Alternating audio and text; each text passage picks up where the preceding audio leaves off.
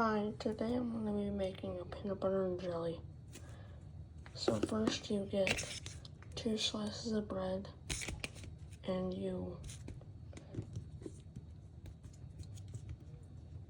put a squeeze of a bit of grape jelly on one side.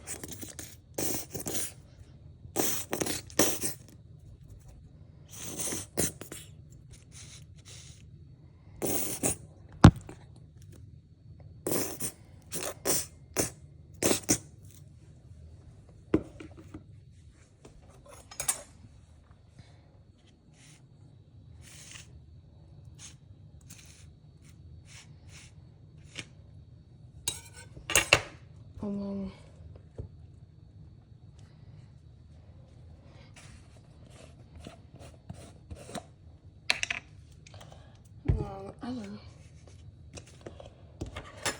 you just put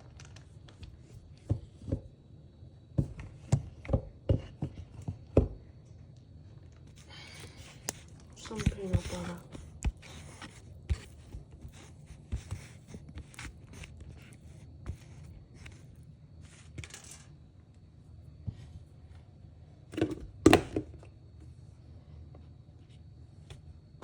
Boom.